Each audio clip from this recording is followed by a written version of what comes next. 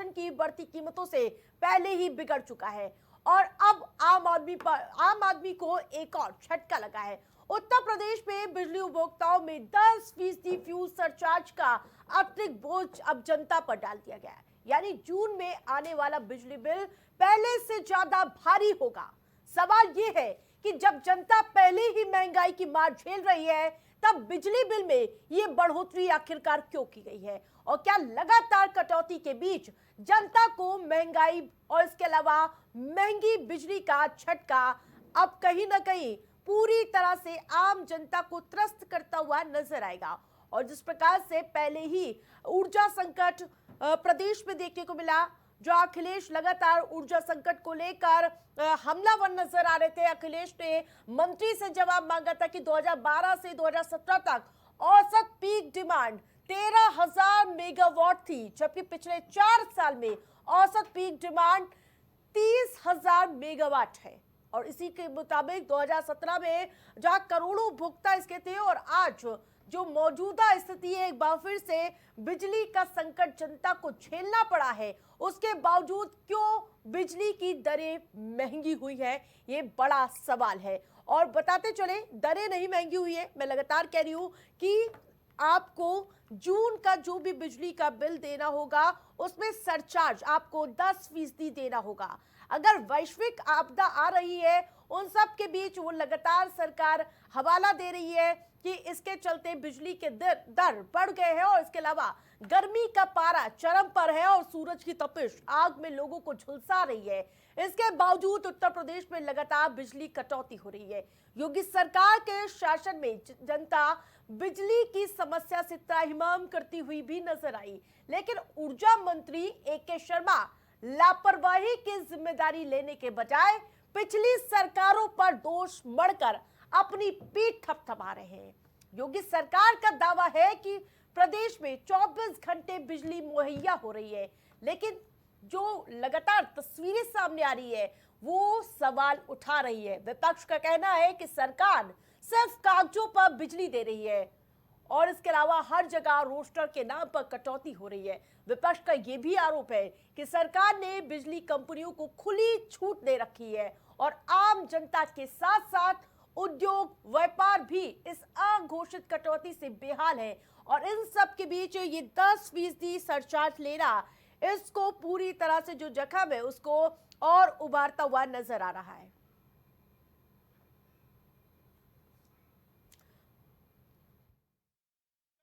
याद करना, ऊर्जा संकट पर उंगली कौन उठा रहे हैं?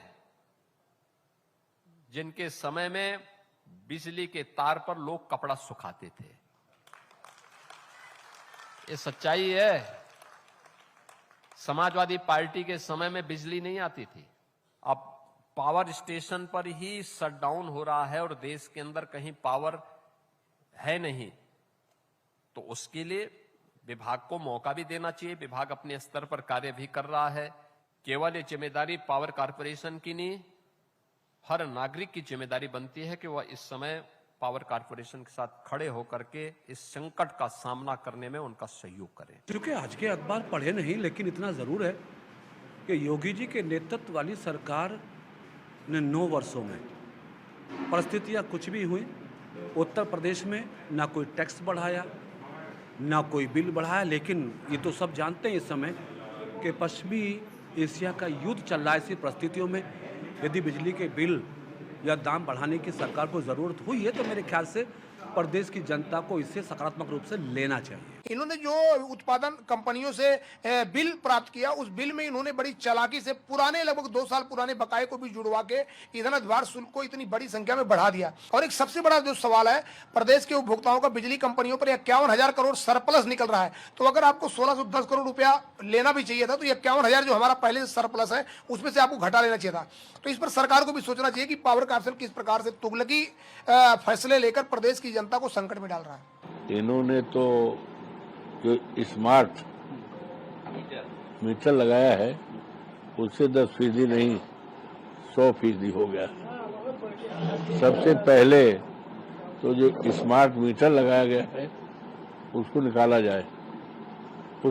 जाए, निकाल लिया जाए अन्यथा ये मीटर तबाह बर्बाद कर देगा।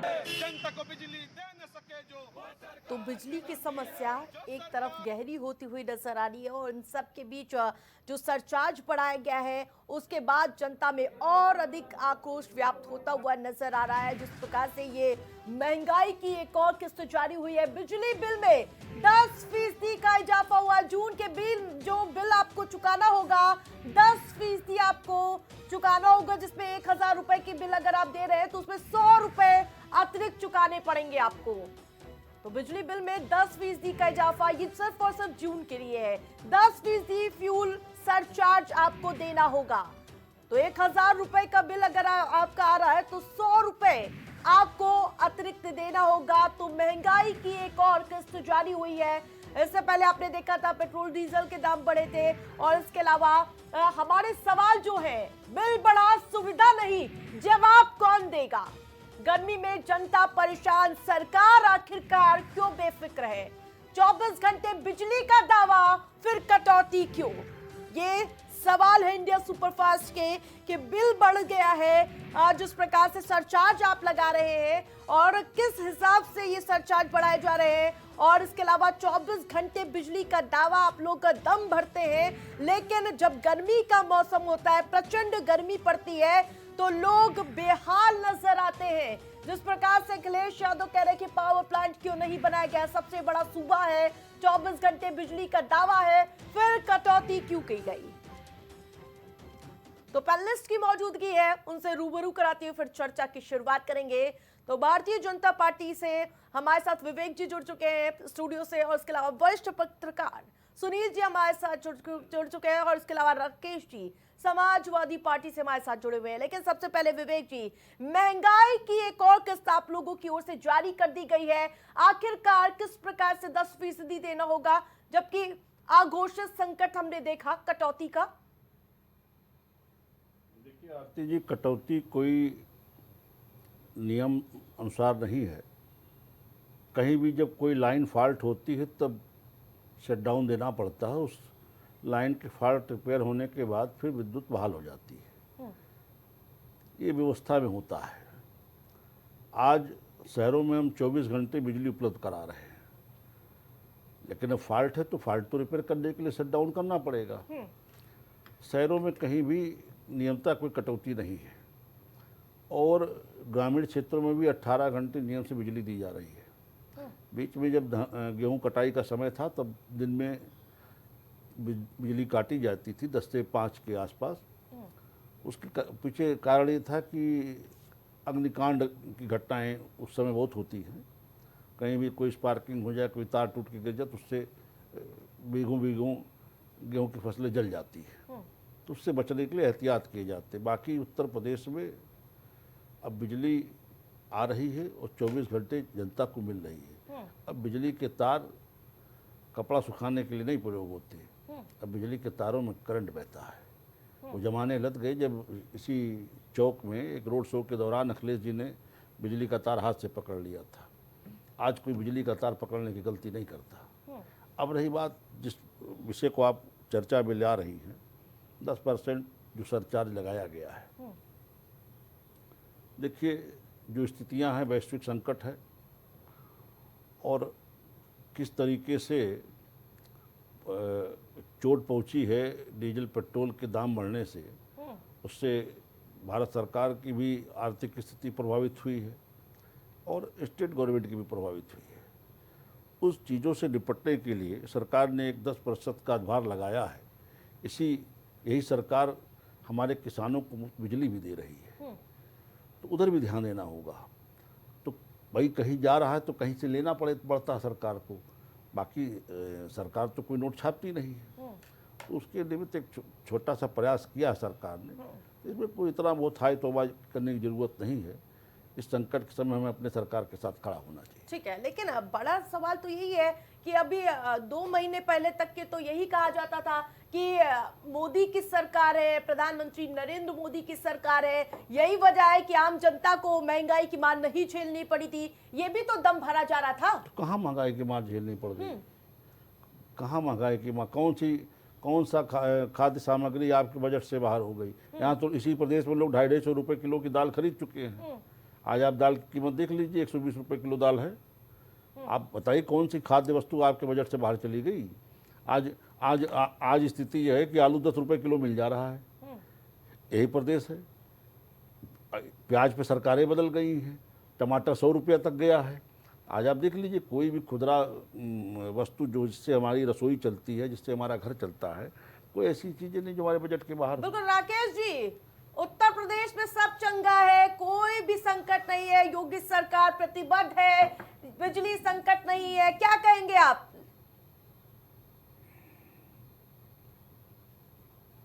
सुन रहे थे विवेक जी के हिसाब से तो उत्तर प्रदेश में ना ही महंगाई है, ना ही उत्तर प्रदेश में बिजली की कमी है। और इन्होंने 10 सालों में हमको लग रहा है कि मैक्सिमम 15-20 तो बिजली नए घर बना दिए हैं। तो बिजली की समस्या कहीं नहीं है। इन्हें ये नहीं पता कि अभी लखनऊ राजधानी में जहां मुख्यमंत्री जी बैठते हैं, वहां किस तरीके से रात को बिजली कटौती को लेकर लोग सड़कों पर उतर आए थे और कई पावर हाउसों पे बीएसएफ के जवान लगा दिए गए थे, भारी फोर्स खड़ी कर दी गई थी। तो ये इतने आसानी से कह रहे हैं कि कहीं दिक्कत नहीं है बिजली के।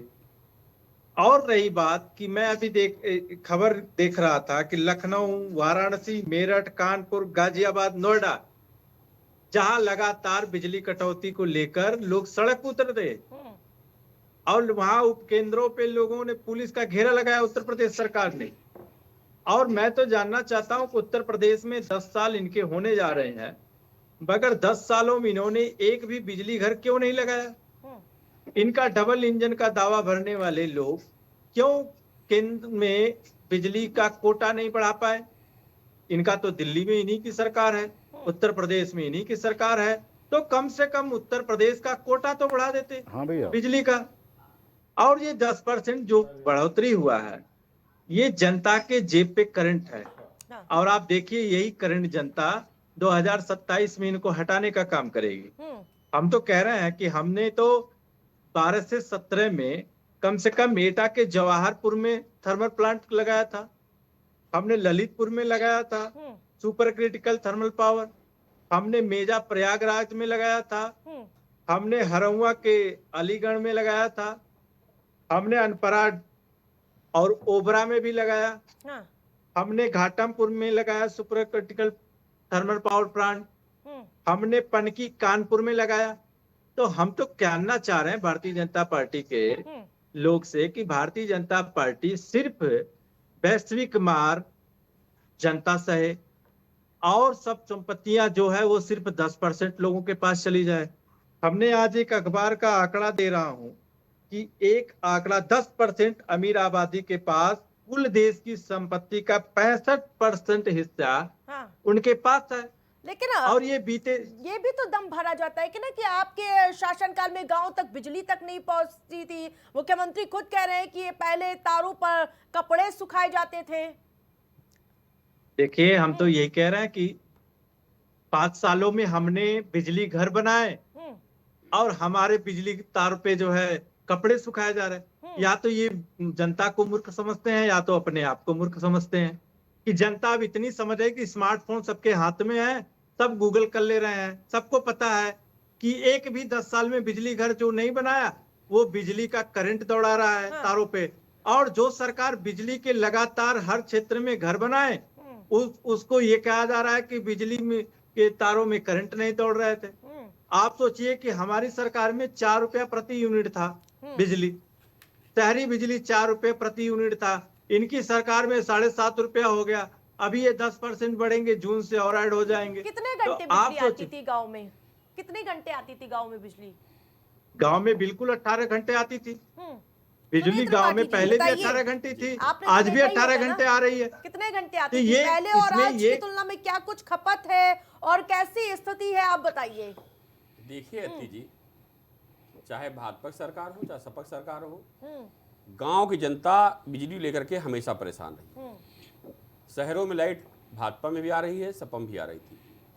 समाजवादी पार्टी कार्यकाल में कुछ जिले चिन्हित भी थे जहां बत्ती नहीं कटती थी, जैसे रामपुर, इटावा, मैनपुरी, इन जिलों में बत्ती नहीं कटती थी।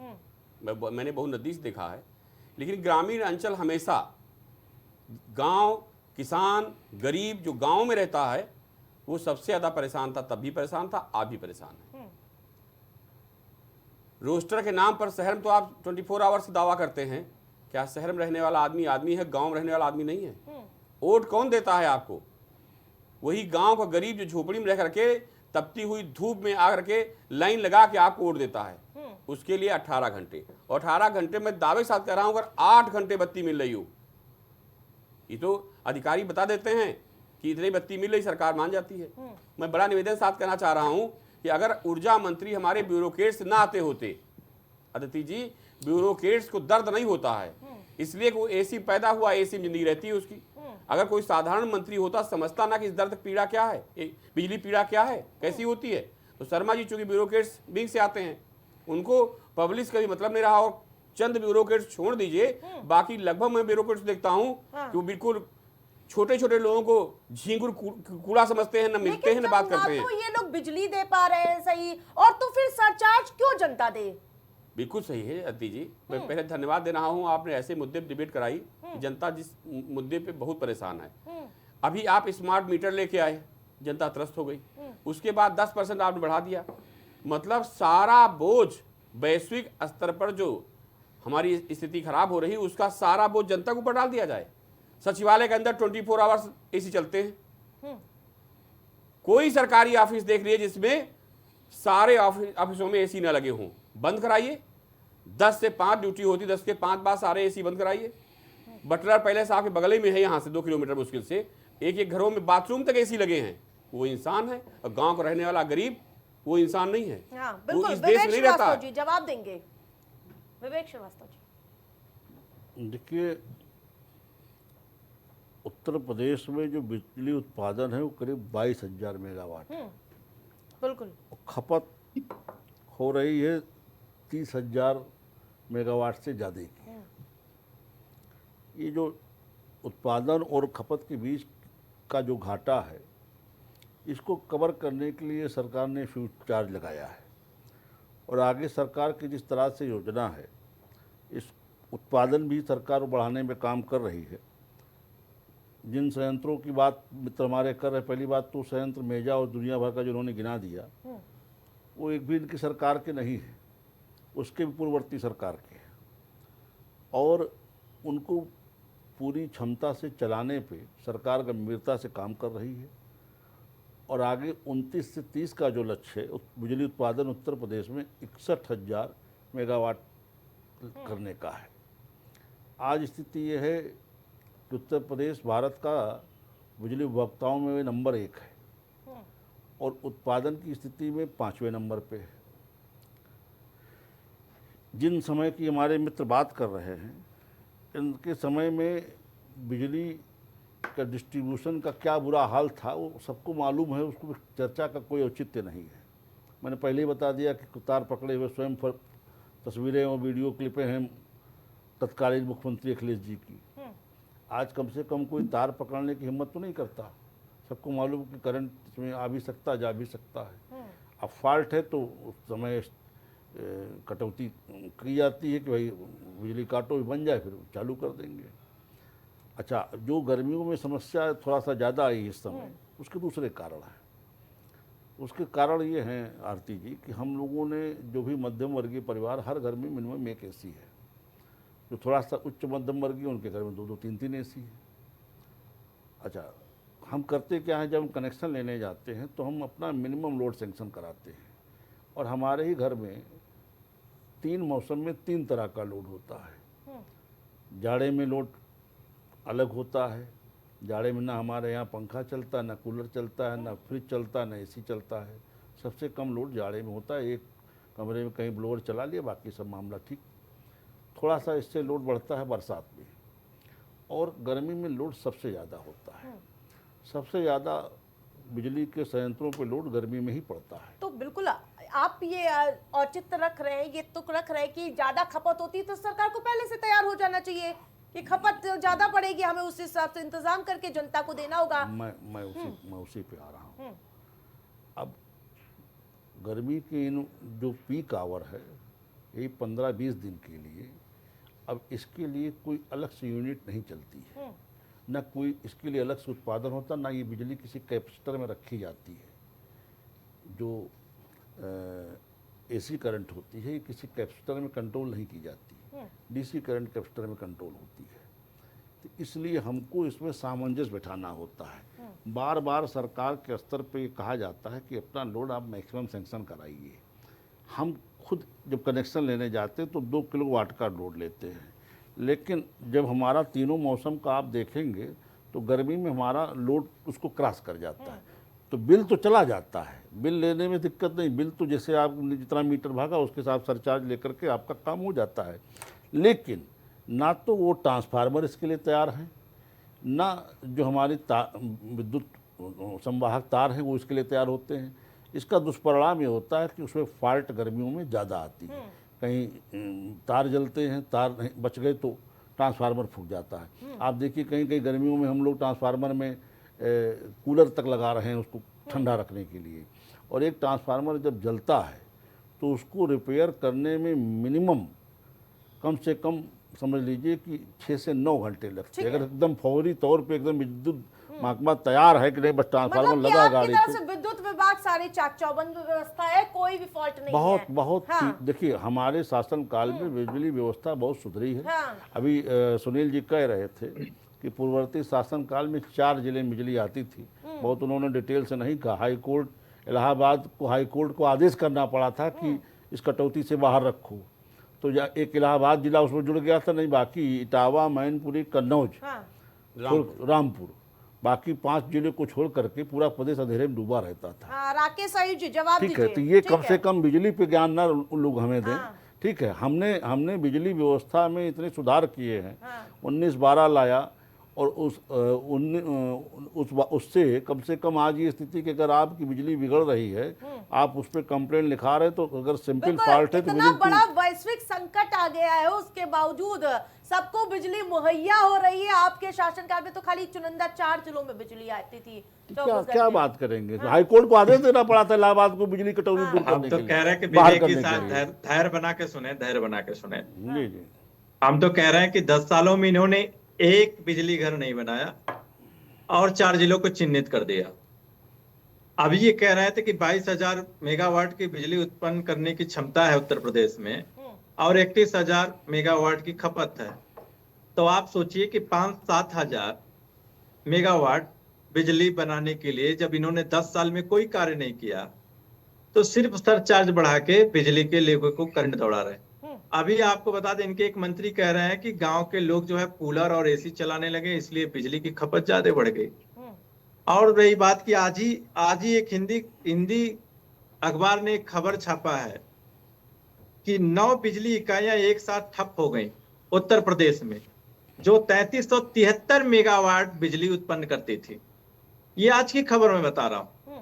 तो आप सोचिए कि अगर इतनी भीषण गर्मी में सरकार को 9 बिजली इकाइयां बंद करने की जरूरत क्या थी? क्या ऐसी जरूरत थी कि 9 इकाइयां बिजली जो है घर बंद कर दिए? उनको तो कम से कम चलाने चाहिए, और अगर 2-4 नहीं बना पाए तो जो है उसको ही चलाने चाहिए, जिससे ज्यादा से ज्यादा बिजली उत्पन्न हो और ज्यादा से ज्यादा लोगों को बिजली घरों तक पहुंचे।